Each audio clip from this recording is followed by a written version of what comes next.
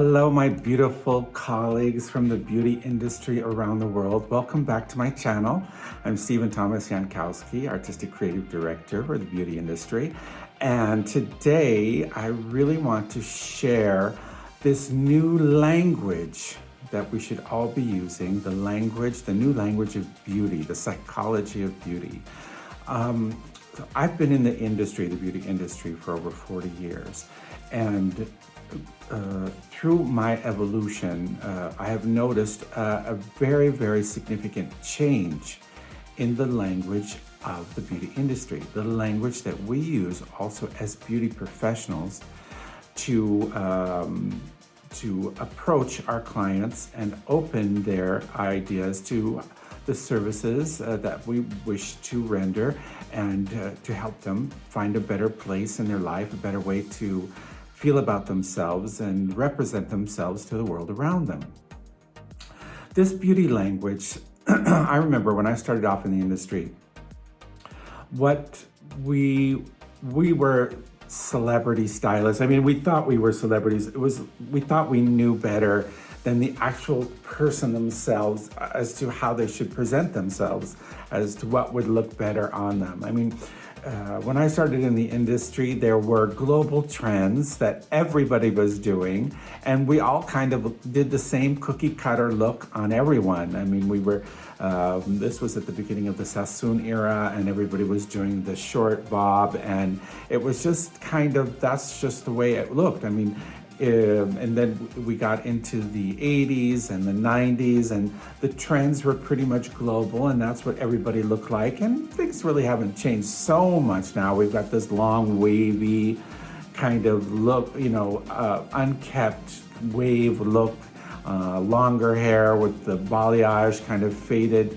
hair look with the deeper roots and the lighter tips, and everybody's doing their version of that, which I think is really beautiful.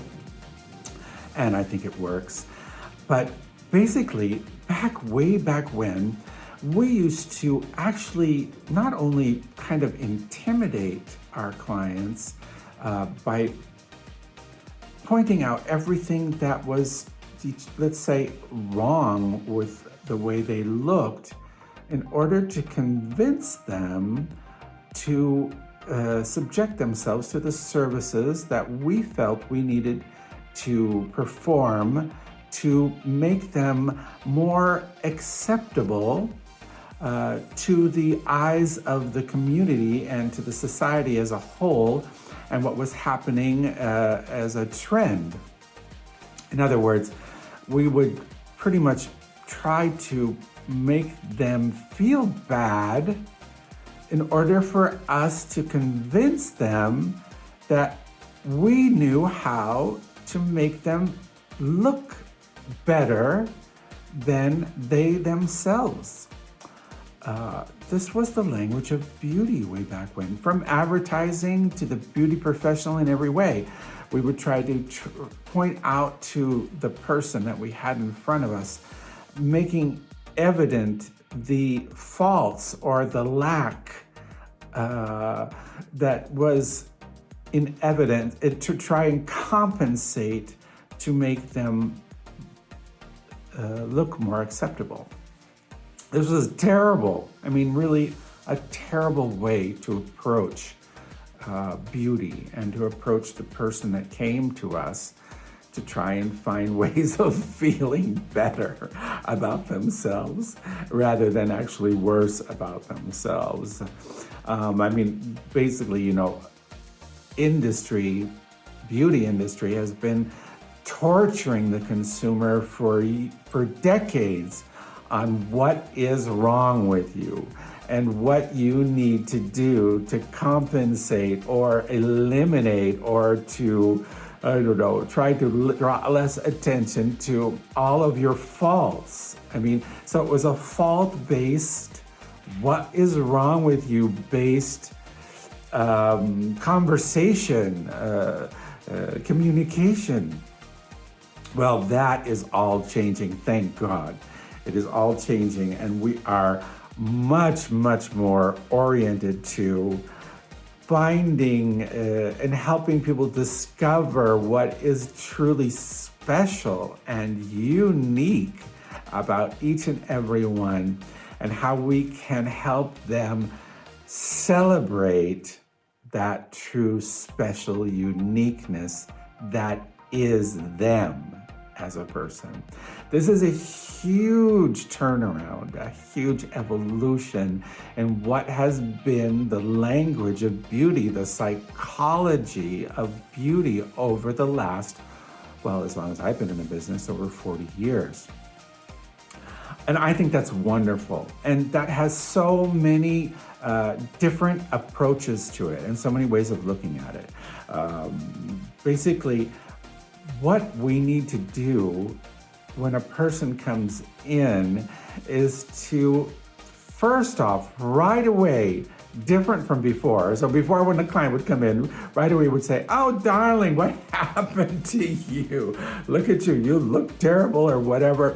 Or when we would sit down and do our consultation with them, what we would help them to do is look at themselves from different angles with mirrors and things, and show them what was actually out of balance or wrong or, unpleasant about some of their features, or about their neck or their chin or their eyes or their nose, or the things that were wrong with their hair.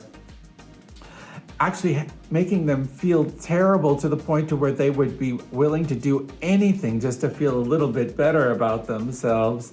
And that was our sales pitch. Well, wow, has that changed? So the first thing we need to do is actually what we are obligated to do, and what we should be doing, is to make them feel immediately wonderful and celebrate their presence in our establishment, in our salon, and sit them down, not stand up behind their back with our hands on their shoulders, if we're a hairdresser, for example, and talk down to them and bring out all of their anesthetisms or the things that are wrong with them, but actually sit down next to them at the same eye level and talk to them about all of the wonderful attributes that they do have,